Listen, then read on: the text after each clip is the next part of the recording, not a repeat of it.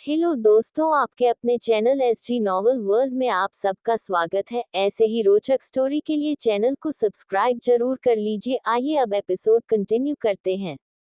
Episode 96 drunk award. आंखों ही आंखों में प्यार जता रहे हूँ। मुंबई नाइट बार। गाने की धुन पर कुछ लड़कियां नाम मात्र के कपड़े पहनकर फ्लोर पर डांस कर रही थी। उनके आसपास कई आदमी हाथों में शराब लिए उन्हें देख रहे थे।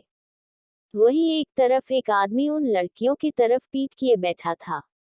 वो नशे में पूरी तरह चूर हो चुका था। तब भी उसने पीना नहीं छोड़ा था। उसने फिर से ग्लास अपने होठों से लगाया ही था कि उसके फोन पर किसी का वीडियो कॉल आया। उसने कॉल पिक किया और खुद के सामने बॉटल के सहारे उसे टिका कर रखा और फिर से ग्लास होठों से लगा लिया। कॉल पिक होते ही फोन पर रोहन दिखाई दिया। उसने अवध को देखा तो वो हैरान रह गया। हाँ, ये अवध ही था। जब से उसे मीरा की शादी के बारे में पता चला था तब से ही वो पागल होने लगा था। इसकी सुबह से शाम बार में ही हो रही थी। रोहन उसे देखते हुए बोला, ये क्या हाल बना रखा है अवध तुमने?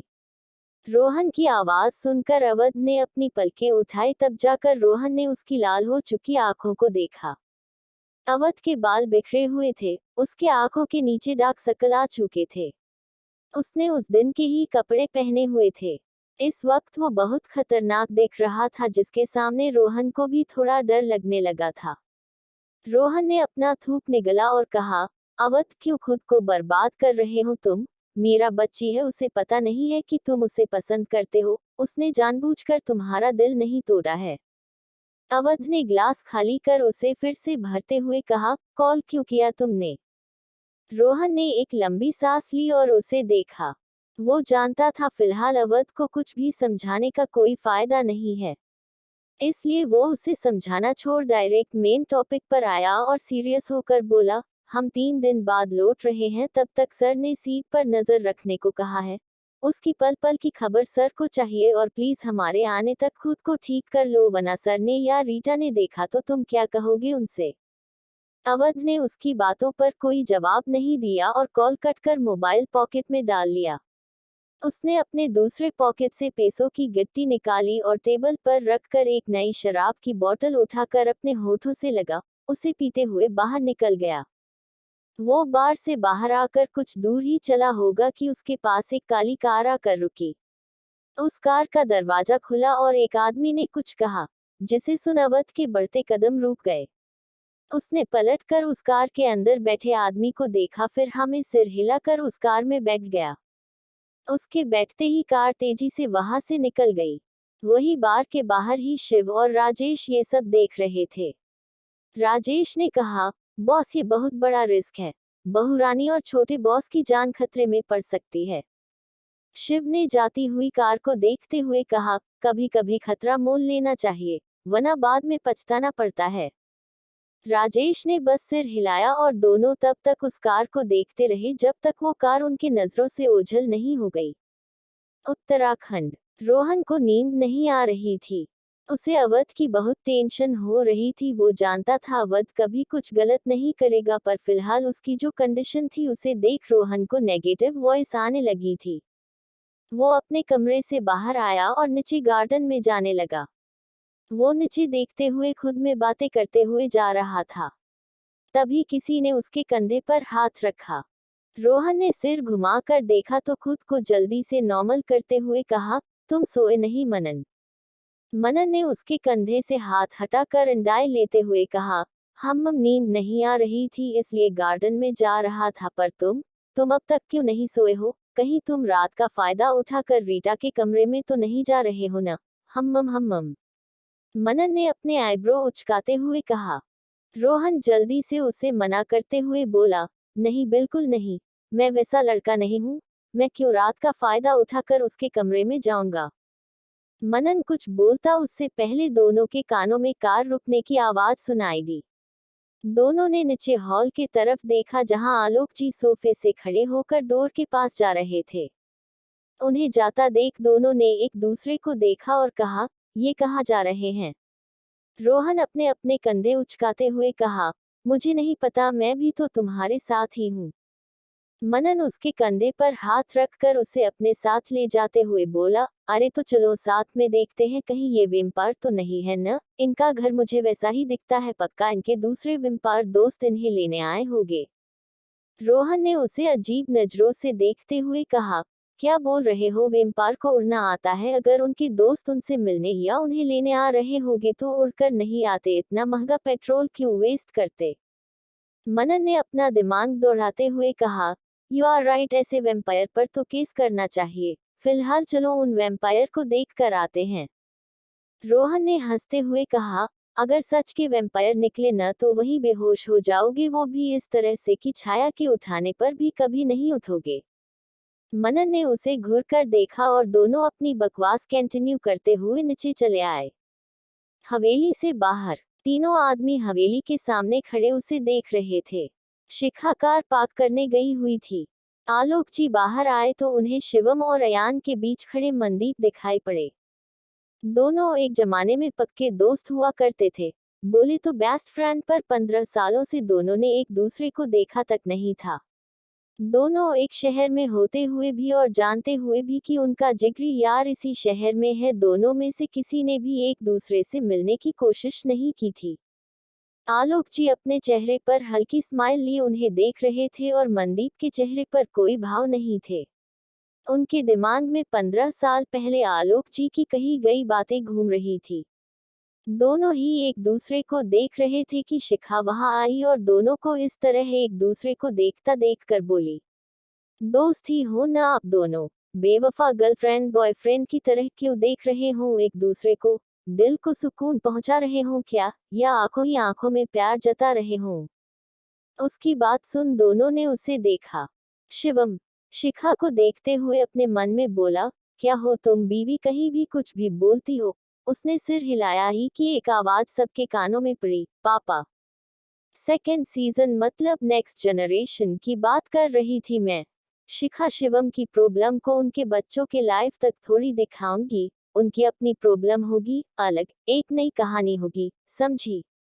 एपिसोड 97, चलो बेबी प्लेन करते हैं। पापा की आवाज सबने सुनी तो सबने अपना सिर घुमाकर मैन डोर की तरफ देखा।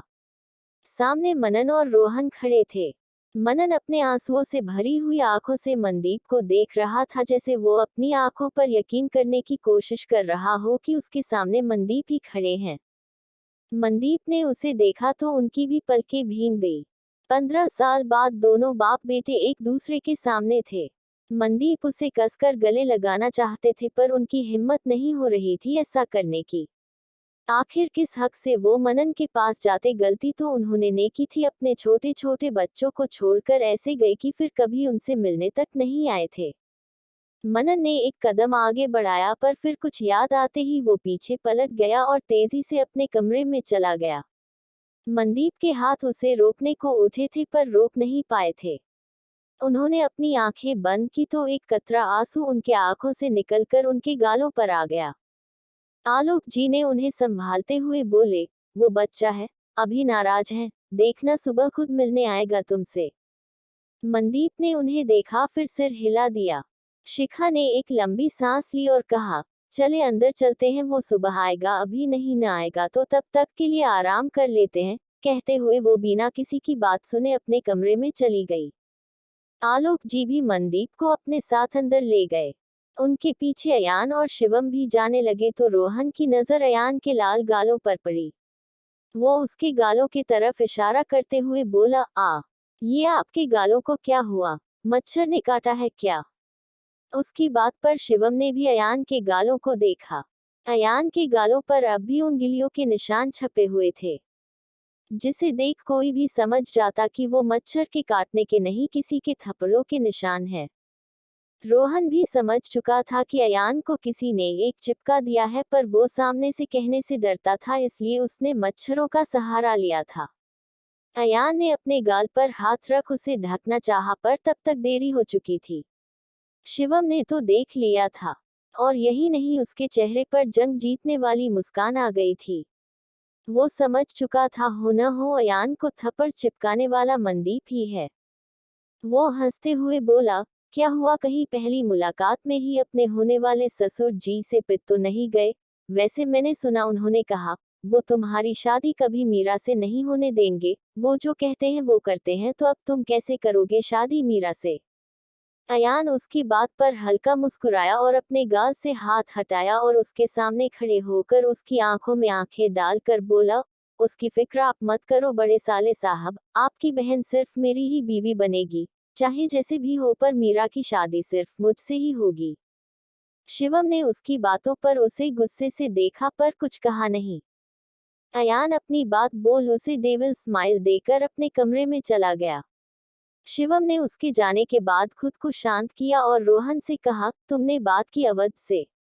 रोहन को अवध का नाम सुन उसकी लाल आंखें याद आई, पर उसने शिवम से उसके हालत की जिक्र नहीं किया और वो सिर हिलाते हुए जल्दी से बोला, हाँ सर मैंने बात कर ली है, वो सीट पर नजर रखेगा।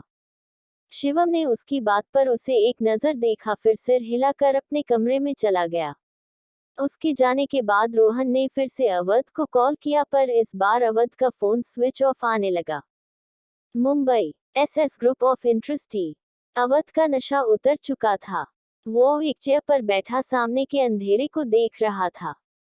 उस अंधेरे में एक व्हील चेयर पर वही इंसान बैठा था जिसने सीट से बात की थी। लाइट ऑन हुई तो अवध ने अपनी आंखें बंद की और फिर पलकें झपकाते हुए आंखें खोलकर उसे देखा तो उसकी आंखें एकदम से बड़ी हो गई। वो हैरानी से अपने सामने बैठे इंसान को देखते हुए बोला, प्रदीप सिंह चौहान, आप जिंदा है? प्रदीप उसके बात पर अजीब तरह से मुस्कुराया और कहा, तुम्हें क्या लगता है? अवध का चेहरा उनकी बात और उनके चेहरे की मुस्कुराहट देख डाक हो गया। वो उसे देखते हुए बोला, मुझे यहाँ क्यों लाया है आपने? प्रदीप ने कहा, खुद की हालत देखो तुम अवध, क्या थे और क्या बन गए हो, तुम्हें मीरा ने रोड साइड रोमियो बनाकर छोड़ दिया है। अवध के कानों में उनकी आखिरी लाइन, छोड़ दिया, गूंजने लगी। ये दो शब्द, छोड़ दिया, उसके दिल पर हथौड़े की तरह मार रही थी। उसने कसकर अपनी मुट्ठी भींच ली और कहा, आपने मुझे यहाँ क्यों लाया है? प्रदीप ने अपने व्हीलचेयर पर लगे एक बटन को प्रेस किया तो उनकी व्हीलचेयर अवध के पास चली आई। वो उसके नजदीक जाकर उसके आंखों में देखते हुए बोले, मैं तुम्हें मीरा दे सकता हूँ, वो भांजी है मेरी। तुम्हारी आंखों में उसके लिए प्यार दिखता है मुझे, पर तुम्हें नहीं लगता जब तक शिवम और उसकी पत्नी शिखा रहेगी तुम्हारी शादी मीरा से नहीं हो पाएगी? अवध ने उसकी बातों पर कहा, इसमें शिखा मैडम कहाँ से आ गई? प्रदीप ने तुरंत कहा, वो आई नहीं है, वो पहले से ही है। अयान उसका सबसे अच्छा दोस्त है, उसने ही दुर्गा के कानों में अयान की बात डाली थी। बहुत शातिर है वो, मीरा की शादी अपने दोस्त से करवा कर सब कुछ अपने कंट्रोल में लेना चाहती है। मत भूलो वो एक माफिया क्वीन है जो कभी किसी की नहीं हो सकती। उत्तराखंड। शिखा अपने कमरे में मिरर के सामने अपने शॉर्ट्स में खड़ी खुद को देख रही थी। उसके चेहरे पर इस वक्त अजीब सी स्माइल थी। वो खुद के ही आंखों में देखते हुए बोली, कुछ ज्यादा ही अच्छे से जानते हो मुझे। कहते हुए वो अजीब तरह से मुस्कुरा दी और अपने कान में लगे ब्लूटूथ निकाल कर ड्रॉ में रख दिया। शिवम वॉशरूम से बाहर आया तो उसे देखते ही शिखा ने अपने एक्सप्रेशन नॉर्मल कर लिए। वो बेड पर जाकर लेट गई। शिवम भी उसके बगल में जाकर जैसे ही लेटा वैसे ही शिखा उसके बाहों में खुद को छिपा लिया। वो आधा उसके ऊपर लेट गई थी। शिवम ने उसके कमर पर हाथ रख उसे सपोर्ट दिया और कहा, ये क्या है? कुछ दिनों से बहुत मेरे नजदीक आने लगी हो तुम। उसकी बात सुनते ही शिखा उठकर उसके पेट पर बैठ गई। उसके दोनों पैर उसके दोनों तरफ थे। वो उसके आंखों में देखते हुए बोली, चलो बेबी प्लेन करते हैं। कहते हुए वो उसके ऊपर झुकने लगी, पर उसके किस करने से पहले ही शिवम उसे पकड़कर रोकते हुए हैरानी से बोला, तुम्हें बेबी चाहिए, पर क्यों, इतनी जल्दी क्यों? हमारी शादी को अभी 2 महीने भी नहीं पूरे हैं। शिखा उसके आंखों में देखते हुए बोली, बेबी आ जाएगा तो तुम मुझे छोड़कर नहीं जाओगे? उसकी बात सुन शिवम ने उसके आंखों में कुछ पल देखा, फिर उसे खुद के ऊपर से हटाकर अपनी बाहों में भरकर सो गया। शिखा ने उसके कुछ न कहने पर कहा, क्या हुआ बेवकूफ इंसान, तुमने कुछ कहा नहीं? शिवम उसे अपने और करीब करते हुए बोला, सो जाओ बीवी, मैं थक चुका हूँ। उसने अपनी आंखें बंद कर ली। शिखा ने सिर उठाकर उसके बंद आंखों को देखा, फिर उसके सीने पर सिर छुपाते हुए अपने मन में बोली, सच में बेवकूफ नहीं हो, सब समझते हो। वो होले से मुस्कुराए और अपनी आंखें बंद कर ली। एपिसोड 98 अबला नारी कौन है यहाँ। अगली सुबह मनदीप अपने कमरे में बैठे थे। उन्हें नीचे सबके पास जाने में घबराहट हो रही थी। कल मनन का यूं पीछे पलट कर चले जाना उन्हें अंदर ही अंदर खाए जा रहा था। वो उसकी नाराजगी बर्दाश्त नहीं कर पा रहे थे। आलोक जी उनके कमरे में आए। उन्होंने उन्हें बैठे देखा तो कहा, इतना घबराने की जरूरत नहीं है, गलती की है तो सजा तो मिलेगी। तुम तो ऐसे डर रहे हो जैसे तुम उनकी माँ को झेड़ कर भागे हो। तुम्हारे ही बच्चे हैं, नाराज हैं, दो बात सुनाएंगे, रोएगे पर फिर सब ठीक हो जाएगा। वो तुम्हें खा तो नहीं ही जाएंगे। चलो नीचे चलते हैं, मैं तुम्हें लेने ही आया था।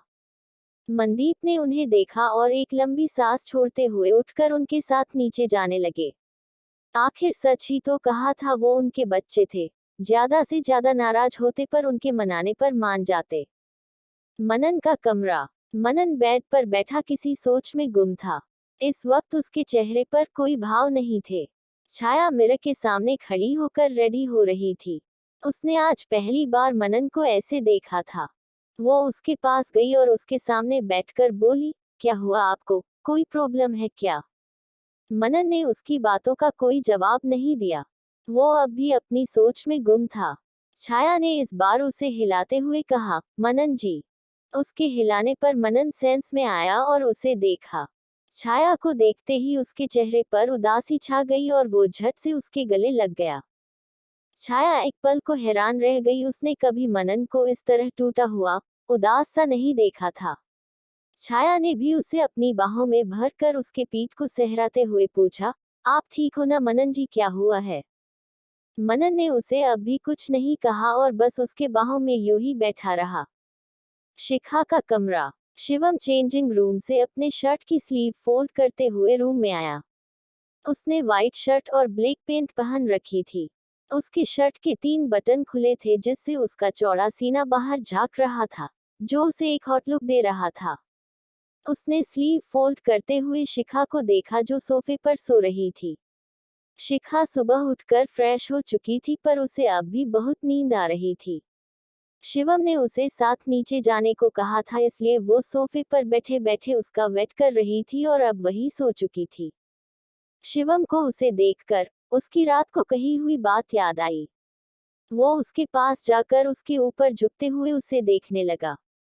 शिखा का गोरा बेदाग चेहरा सोते हुए बहुत प्यारा लग रहा था। शिवम ने उसके रेड लिप्स देखे।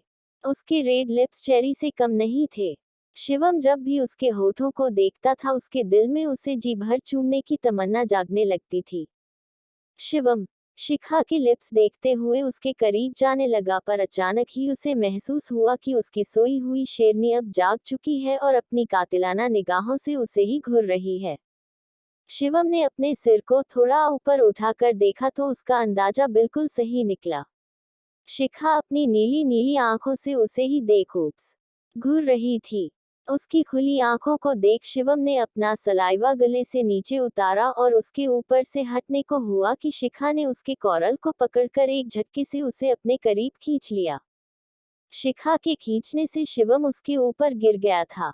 उसके दोनों हाथ शिखा के दोनों तरफ सोफे पर टिके हुए थे और उसका चेहरा ठीक शिखा के चेहरे के करीब था। शिवम ने उसे देखा और कुछ कहने को हुआ ही कि उससे पहले शिखा ने उसके होठों पर अपनी उंगली रख उसे चुप कराते हुए बोली, चुप, बिल्कुल चुप, मुझे सफाई देने की सोचना भी मत। शिवम को उसकी बातें सुन एक बार फिर से झटका लगा। वो कहा क्या क्या सोचने लगा था कि शायद शिखा भी उसे किस करेगी, पर उसके सोच से उलट हर बार की तरह शिखा का बदला रूप उसे देखने को मिला था। शिवम ने अपने मन में कहा, ये मेरी बीवी गिरगिट की तरह पल पल में रंग बदलती है। रात को बेबी प्लेन करने को कह रही थी और अब देखो, ऐसा लग रहा है मुझे कच्चा चबा जाएगी, पर गलती भी तो मेरी है, मुझे इसके करीब आना ही नहीं चाहिए था। उसने लाचारी से सिर हिलाया और शिखा को देखने लगा। शिखा ने उसके मन की बातें पढ़ ली थी। वो बोली, मुझे गिरगिट से कंपेयर मत करो, वरना उन्हीं गिरगिटों के बिल में तुम्हें घुसा दूंगी। तुम क्या मेरे नींद में होने का फायदा उठा रहे थे। कल रात को कहा करने को तो संत महात्मा बन गए थे और अभी देखो सोते हुए एक अबला नारी पर अपनी गंदी लालची नजरें डाल रहे हों। शिवम एकदम से कंफ्यूज होकर बोला, अबला नारी कौन है यहाँ? मैं हूँ, और कोई दिख रहा है तुम्हें मेरे अलावा यहाँ पर? शिखा ने अपने तरफ उंगली पॉइंट करते हुए कहा। शिवम उसकी बात सुन कुछ पल उसके आंखों में देखा, फिर जोर जोर से हंसने लगा। वो हंसते हुए शिखा के बगल में पसर गया और अपना पेट पकड़े हंसने लगा। शिखा ने उसे हंसते देखा तो कहा, क्या हुआ, हंस क्यों रहे हो? मैंने कोई चुटकुला तो नहीं सुनाया है तुम्हें? शिवम अपनी हंसी कंट्रोल करते हुए बोला, अच्छा मजाक करती हो बीवी, अबला नारी। तुम खुद को अबला नारी बोलकर अबला नारियों को बदनाम कर रही हो। कहते हुए शिवम एक बार फिर से हंसने लगा। शिखा उसकी हंसी सुन चीड़ गई थी। वो गुस्से से बोली, चुप हो जाओ बेवकूफ इंसान, वरना सिर फोड़ दूंगी तुम्हारा। पर शिखा की धमकी का उसके ऊपर कोई असर नहीं हुआ। वो अब भी पागलों की तरह हंस रहा था। शिखा ने गुस्से से पिलो उठाया और पिलो उसके ऊपर बरसाने लगी। शिवम ने उससे बचने की कोशिश की, पर तब तक 2-3 पिलो के साथ एक दो हाथ भी उसे अपने बाजुओं पर पड़ चुके थे। वो जल्दी से उठा और डोर खोल बाहर भाग गया। शिखा ने एक पिलो फेंक कर उसे मारना चाहा, पर तब तक शिवम बाहर जा चुका था। शिखा ने जोर से पैर पटका और उसे कोसते हुए उसके पीछे चली गई। नीचे हॉल में शिवम ने खुद को नॉर्मल कर लिया था। वो नीचे आया तो उसे सोफे पर मीरा को छोड़ बाकी सब दिखे। एक सोफे पर मनदीप बैठे थे, उनके बगल में छाया बैठी हुई थी जो उनसे बातें कर रही थी। उसे मनदीप और मनन के बारे में पता चल गया था। मनन एक तरफ खड़ा था। उसने मनदीप से कोई बात नहीं की थी। शिवम ने उसे देखा, फिर उसके पास जाकर खड़ा हो गया। मनन ने शिवम को देखा तो कहा, भाभी, छाया और बाकी सब उन्हें जानते हैं। ये और मीरा के फ्यूचर फादर इन लॉ अपने टाइम में बेस्ट फ्रेंड थे। पर आपको ये कहाँ से मिले, और मिले भी तो यहाँ क्यों लाया इन्हें? शिवम ने उसकी बातों पर मनदीप को देखा जो बार बार सीढ़ियों की तरफ देख रहे थे। उन्हें देख शिवम समझ गया कि वो मीरा के आने का वेट कर रहे हैं। उसने फिर मनन को देखा और कहा, मैं नाराज नहीं हूँ इनसे, मुझे इनसे कोई प्रॉब्लम नहीं है। बाकी तुम अपना सोच लो, अगर तुम न कहोगे तो मैं इन्हें अपने साथ मुंबई लेकर नहीं जाऊंगा। शिवम की बात पर मनन ने उसे देखा। जब शिव के जाने के बाद मनदीप भी चले गए थे तो सबसे ज्यादा मुश्किलों का सामना शिवम और दुर्गा को ही करना पड़ा था। शिवम ने मात्र 15 साल की उम्र में अपना सिंगिंग का पैशन छोड़ बिजनेस में ध्यान लगा लिया था। सारी चीजों में उसने सबसे ज्यादा सफर किया था। मनन ने उसकी बातों पर कहा, अगर आप गुस्सा नहीं हो इनसे तो मैं भी नहीं हूँ। शिवम ने उसे देखा, फिर होले से मुस्कुराकर उसकी बातों पर पलकें झपका दी। शिवम की मुस्कान देख मनन भी होले से मुस्कुराया कि सबको कदमों की आवाज सुनाई दी। सबने सीढ़ियों की तरफ देखा जहां से मीरा शिखा से बात करते हुए नीचे आ रही थी। उसने अब तक मनदीप को देखा नहीं था। शिखा ने उसे मनदीप की तरफ देखने का इशारा किया, तब जाकर उसने सिर घुमाकर मनदीप को देखा। उसे देखते ही उसकी आंखें भर आई और उसके मुंह से निकला, पापा आप। मनदीप ने उसे देखा तो वो खड़े हो गए, पर एक बार फिर उनके पैर अपनी जगह पर जम गए थे।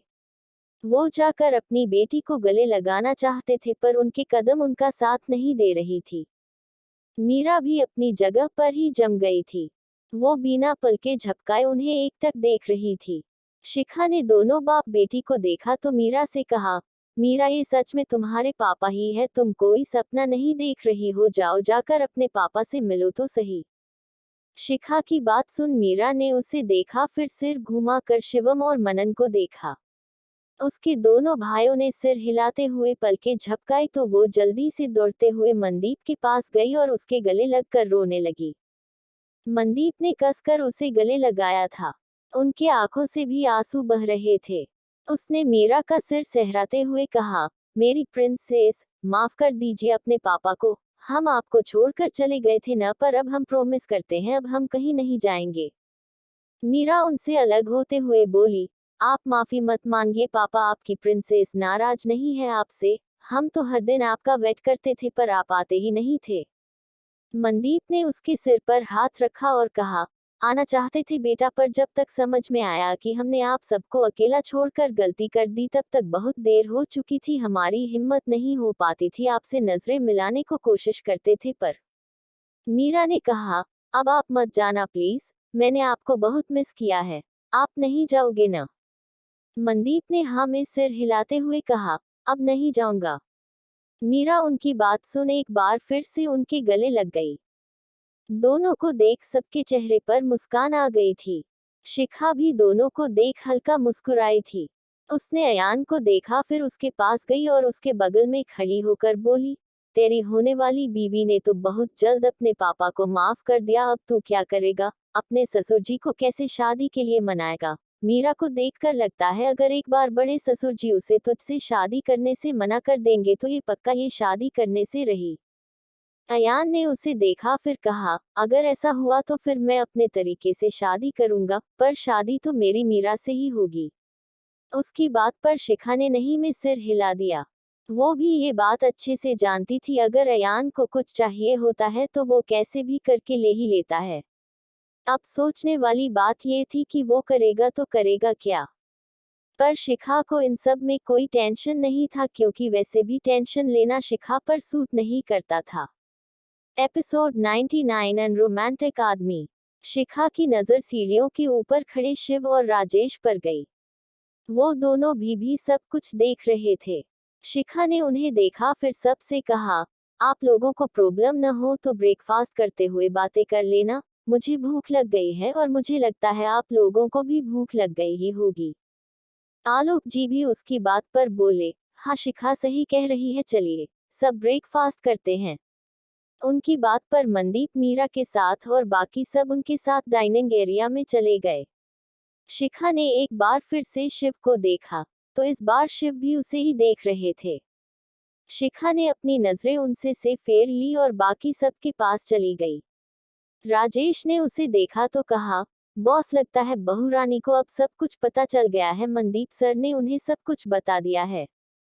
शिव ने जाती हुई शिखा को देखते हुए कहा, सच सुबह की किरणों जैसी होती है राजेश, आज नहीं तो कल अपनी रोशनी बिखेर ही देती है। तभी मोहिनी उनके पास आते हुए बोली, तो आगे क्या करने का सोचा है तुमने? ये लड़की मेरे बेटे को भी नुकसान पहुंचा सकती है, मुझे तो ये बिल्कुल पसंद नहीं है, कभी इज्जत से बात नहीं करती। राजेश ने उनकी बातों पर घिरे से कहा, हाँ तो इतिहास गवाह है, किसी भी सास को उसकी बहू पसंद नहीं ही होती है। एकदम सही कहा आपने, शिखा ने उनके पास आते हुए कहा। राजेश की बात शिव और मोहिनी ने भी सुनी थी, पर उनके कुछ बोलने से पहले शिखा आ गई थी। शिखा सबके पास आई और मोहिनी को देखते हुए कहा, आप करके बात करती हूँ मैं सासू माँ, मरे हुए होने के बावजूद मैंने कभी आपको डायन, चुड़ैल, भूतनी ऐसे नामों से बुलाया है? कभी नहीं न। मैंने तो तारीफ भी की थी आपकी कि आप बहुत खूबसूरत हो, तभी तो ससुर जी आपके पास आया करते थे। शिव और मोहिनी ने घूरकर उसे देखा। शिखा आज उनसे अलग ही टोन में बात कर रही थी। मोहिनी ने अपनी मुट्ठी कस ली थी, उसकी बातें सुनकर उसे गुस्सा आ रहा था, पर शिव उसे देख कुछ समझने की कोशिश कर रहे थे। शिखा ने शिव के आंखों में देखा तो शिव ने एक बार फिर से अपनी नजरें फेर लेनी चाहिए, पर इस बार शिखा उन्हें रोकते हुए बोली, न इस बार नजरें मत झुकाए, भले आपने काम ही वैसे वाले ही किए कि आप नजरें मिला नहीं सकते, पर आज मुझे देखिए और सुनिए। शिखा ने सीरियस होकर कहा था। शिव ने उसकी बात पर उसकी आंखों में देखा तो शिखा उनकी आंखों में आंखें डाले बोली, शिवम को मैं कुछ नहीं करूंगी, पर अब मुझे मेरा सब कुछ वापस चाहिए।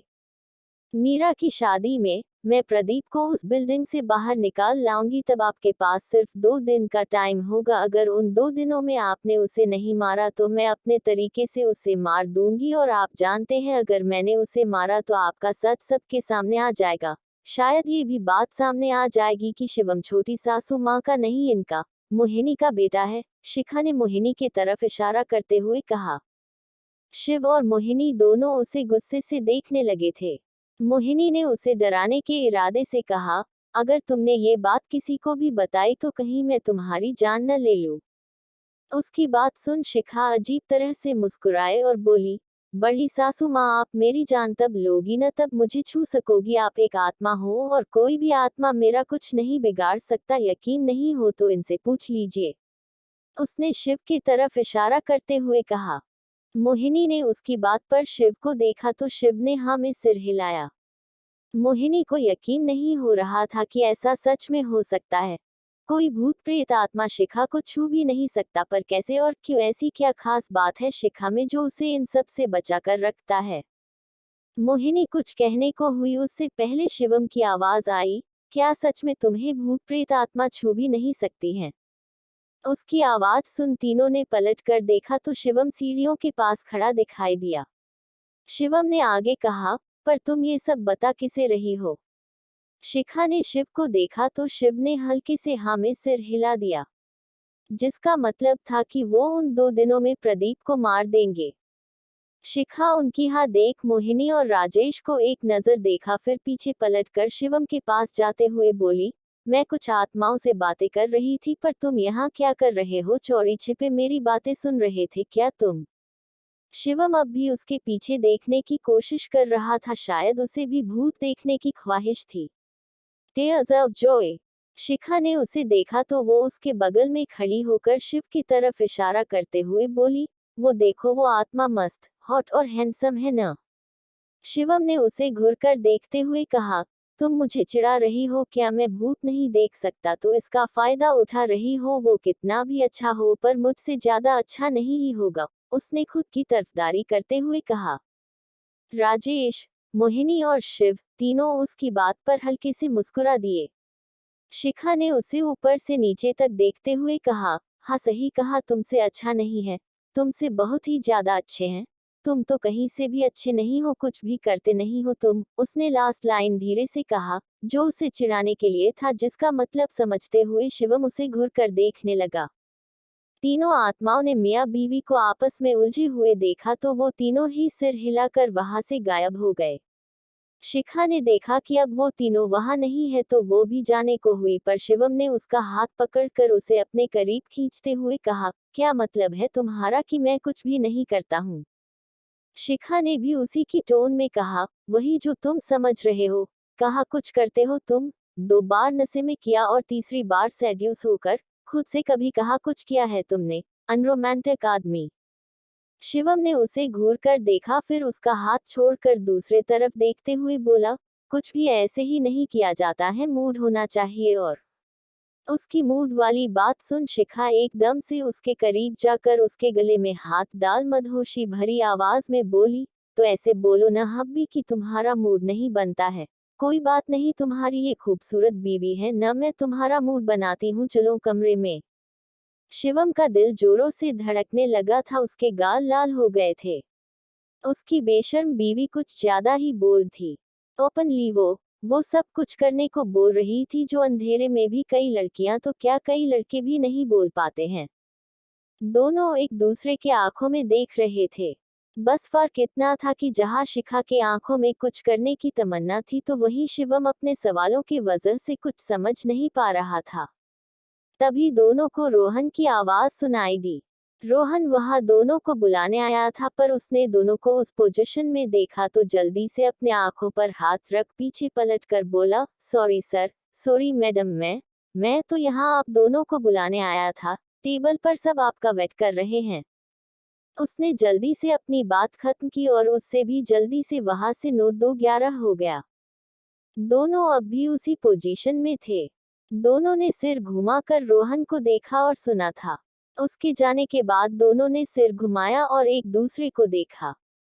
शिखा अब भी उसे उन्हीं इरादों से देख रही थी, जिसे देख शिवम को खुद पर कंट्रोल करना मुश्किल हो रहा था। वो जल्दी से उससे दूर होकर बोला, चलो खाने चलते हैं, मुझे भूख लगी है। शिखा ने कहा, तो इसका मतलब खाने के बाद हम? उसने शर्माते हुए कहा तो शिवम ने उसे आंखें बड़ी कर हैरानी से देखा, फिर जल्दी से सबके पास चला गया, वरना अब उसे पागल होने से कोई बचा नहीं सकता था।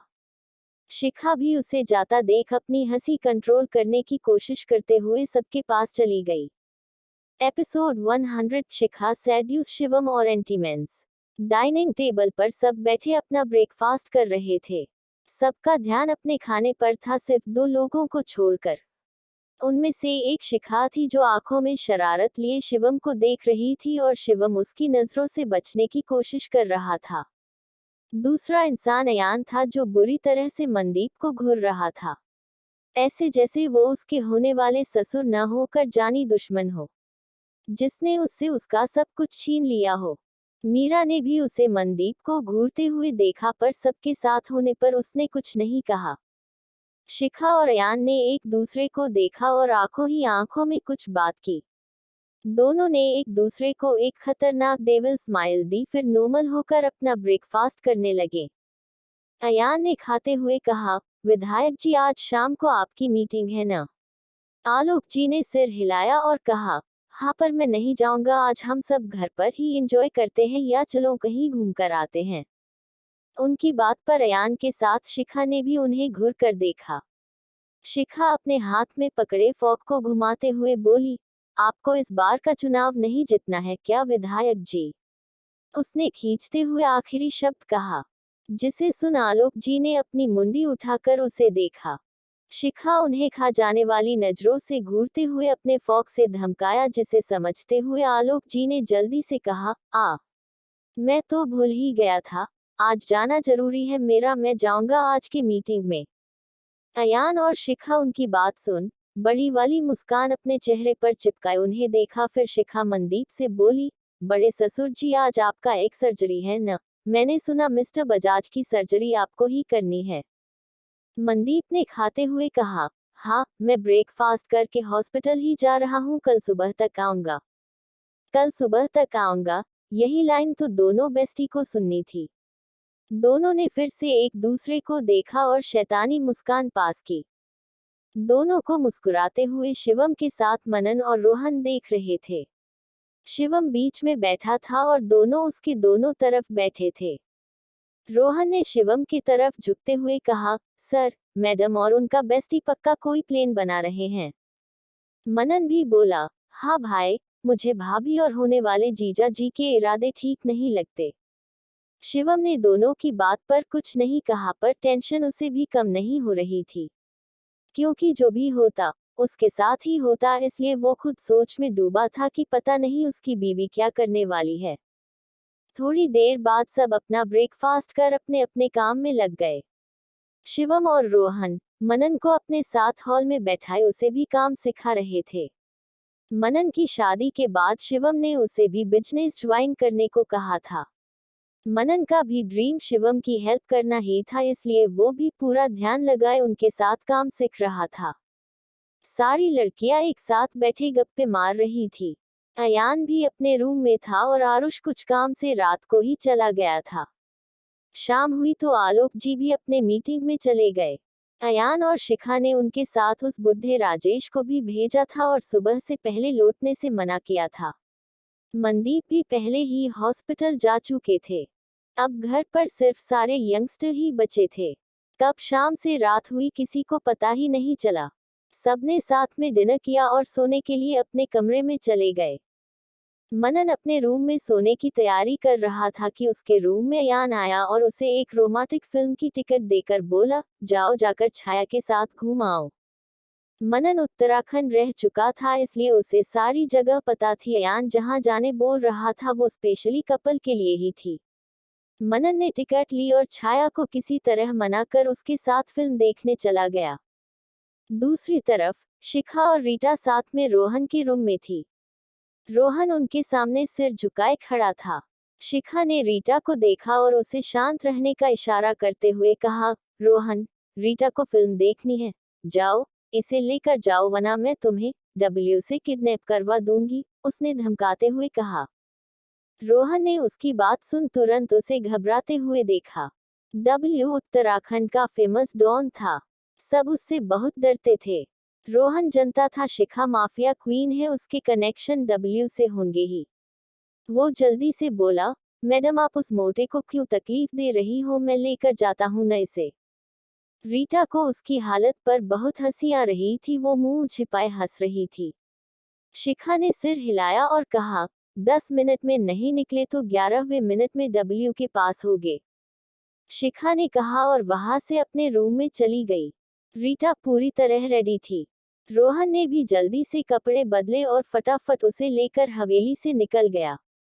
अब सिर्फ अयान, मीरा और शिवम शिखा ही हवेली में बचे थे। मीरा अपने कमरे में शॉर्ट पहने सोने जा रही थी कि अयान उसके रूम में आया और उसका हाथ पकड़कर गार्डन के पीछे साइड ले गया।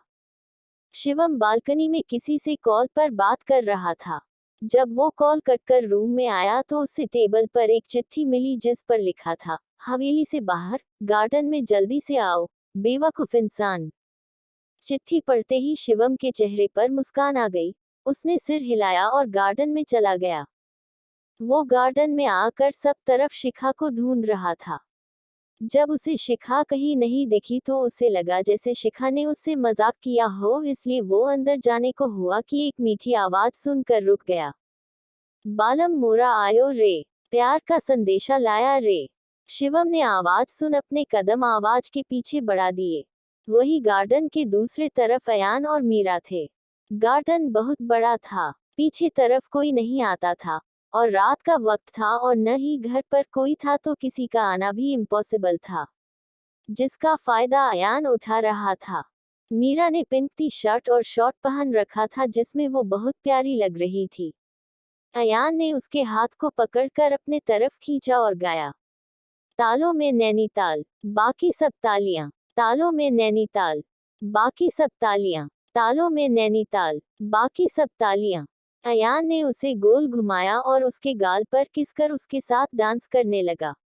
जा मोहब्बत में नाचे टाटा ठैया, जा मोहब्बत में नाचे टाटा ठैया, तालों में नैनीताल। शिवम जब वापस आया तो उसे उसके पीछे से आवाज आई। उसने पलट कर देखा तो शिखा वाइट थाई लेंथ स्ट्रैप वाली वन पीस पहने डांस करते दिखी।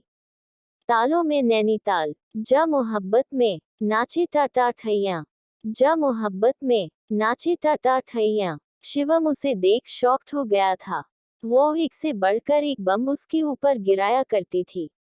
शिखा को उन कपड़ों में देख एक बार फिर शिवम अपने होश खोने लगा था, पर कुछ बातों की वजह से वो आगे नहीं बढ़ना चाहता था, इसलिए वो जल्दी से पीछे पलटा और जाने लगा। पर शिखा उसे रोकते हुए उसके गले में हाथ डाल उसके सीने पर अपने हाथ घुमाने लगी तो शिवम ने खुद को झुलाया और गाया, रुत पीछे पड़ी है। शिखा ने उसके गाल पर किस किया और गाया, मिलाने की घड़ी है। शिवम ने अपने गाल पर हाथ रख लिया और उसे आंखें बड़ी कर देखा। धड़कन कह रही है। शिखा ने झट से उसके दूसरे गाल पर भी किस कर लिया। बेचैनी बड़ी है। शिवम ने दोनों गालों पर हाथ रख लिए और उसे हैरानी से देखा। चली ठंडी हवाएं हैं। शिखा उसके सामने खड़ी होकर उसे प्यार से देखते हुए गाई, लगे खुशबू के मेले। शिवम ने आसपास देखते हुए कहा, यहाँ कोई नहीं है। तो शिखा उसे गले से लगा कर गाई, मुझे बाहों में ले ले। अयान ने मीरा के गालों से अपने गाल को रब किया और दोनों डांस करने लगे।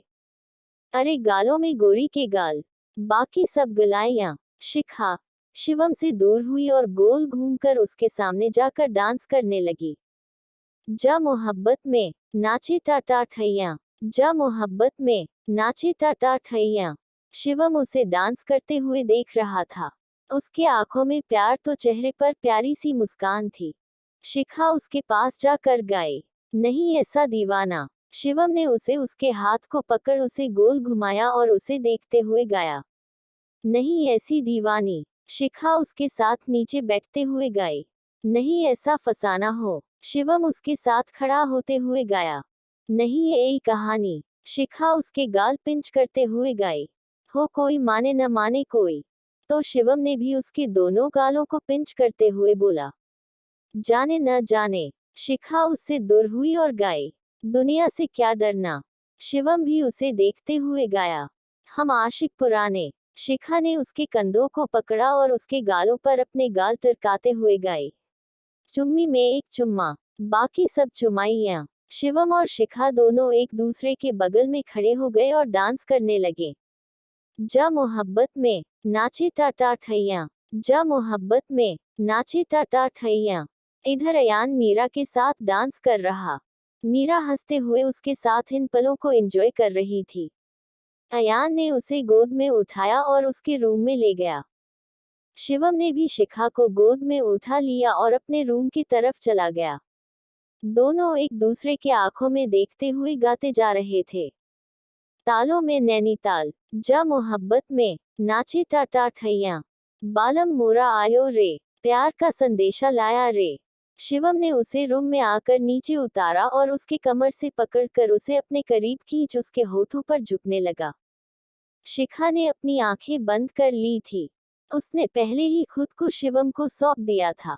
उसके हाथ शिवम के गले में लपटे हुए थे। दोनों के होठों के बीच थोड़ा ही फासला बचा था कि शिवम अचानक से उससे दूर हो गया और जाने को मुड़ गया। पर शिखा ने उसका हाथ पकड़ उसे रोकते हुए कहा, क्या हुआ, रुक क्यों गए? शिवम ने पलटकर उसे देखा। उसके दिल की बात उसके आंखों में शिखा देख पा रही थी। शिवम खुद में ही उलझा हुआ था। वो समझ नहीं पा रहा था कि ये सब सही है या नहीं, क्योंकि जब उनकी शादी को 6 महीने पूर जाते तब उसे और शिखा को अलग होना होगा। और जब से उसे ये बात पता चली थी कि शिखा के पेरेंट्स को उसके पापा ने मारा था, तब से ही वो शिखा के करीब जाने से कतराने लगा था। उसे 6 महीने बाद की टेंशन थी, पता नहीं जब सबको उसकी शादी का सच पता चलेगा तो क्या होगा। शिखा सब समझ रही। शिवम की खामोशी को भी शिखा अच्छे से सुन पा रही थी। ये प्यार था या नहीं, पता नहीं, पर अब दोनों को एक दूसरे का साथ अच्छा लगता था। शिखा शिवम के पास गई और उसके आंखों में देखते हुए बोली, शिवम, भले आज प्यार और भरोसा न हो हमारे बीच, पर साथ तो है न। कल किसी ने नहीं देखा है, आज हम साथ हैं तो आज को जीते हैं हम। उसने पूछा तो शिवम ने कुछ पल उसके आंखों में देखा, फिर हमें सिर हिलाकर उसके कमर में हाथ डाल दिए। शिवम ने झटके से उसे खुद के करीब लाया और अपने होठ उसके होठों से जोड़ दिए। अब तक उसने बहुत मुश्किल से खुद पर काबू किए रखा था। उसकी चाहत कि वो शिखा को टूटकर प्यार करे, उसके रेड चेरी जैसे होठों को जी भर चूमे। आज वो चाहत शिवम पूरी कर रहा था। शिखा भी उसके किस में उसका साथ दे रही थी। उसके हाथ उसके बालों में घूम रहे थे। शिवम ने उसे खुद से पूरी तरह सटा रखा था। दोनों एक दूसरे को पेशनेटली डिप किस कर रहे थे। एक लॉन्ग डिप सेटिफाई किस करने के बाद दोनों ने एक दूसरे के होठों को छोड़ा। शिवम ने प्यार से उसके फहद पर किस किया, फिर उसके गालों पर किस करते हुए उसके कंधे पर आ गया। शिखा उसकी बाहों में खड़ी आहें भर रही थी। वो आंखें बंद किए शिवम के दिए हर एक एहसास को महसूस कर रही थी। शिवम ने उसे गोद में उठाया और बेड पर लेटाकर अपने टी शर्ट को उतार कर नीचे फर्श पर फेंक दिया। शिखा बेड पर लेटी शिवम के मास्कुरल हॉट बॉडी को देख रही थी। शिवम उसके ऊपर आया और उसे किस करते हुए उसे अपनी आगोश में ले लिया। थोड़ी देर में ही दोनों की भारी सांसें पूरे कमरे में शोर मचाने लगी थी। दोनों एक दूसरे से आज टूटकर प्यार कर रहे थे। शायद ये पहली बार था जब दोनों अपने पूरे होशो हवास में एक दूसरे के साथ पति पत्नी वाला रिश्ता कायम कर रहे थे। आज उनके बीच कुछ अलग से एहसास थे, जो अब तक 3 बार इंटीमेट होने के टाइम से अलग थे। दोनों पहली बार नशे में थे, एक हुए थे जिसके बारे में दोनों को ही बहुत कम चीजें ही याद थी। दूसरी बार शिवम नशे और गुस्से में था। शिखा के लिए वो बिल्कुल अनएक्सपेक्टेड था। उसने उस दिन शिवम के गुस्से को सिर्फ बर्दाश्त किया था। तीसरी बार दोनों होश में तो थे, पर उनके बीच प्यार था या नहीं ये कहना मुश्किल है। उस दिन दोनों एक दूसरे को चाहते तो थे, पर उसके बाद दोनों को एक दूसरे के बारे में कई चीजें पता चली थी, जिसके बाद शिवम ने खुद को कंट्रोल कर लिया था और शिखा भी सिर्फ उसे छेड़ा करती थी। उसके बाद दोनों के दिलों में कुछ गिरे सिकवे आ गए थे जो अब मिट चुके थे। आज ये कहना सही होगा कि आज दोनों सही मायनों में एक दूसरे के हो गए थे। आज 100 एपिसोड हो गए, इसलिए आज 2500 वर्ड लिख डाला है। रोमांस भी है और कुछ खास बातें भी है आज के एपिसोड में। सो आज नो कंजूसी, लाइक कमेंट एंड शेयर जरूर करना। Thank you.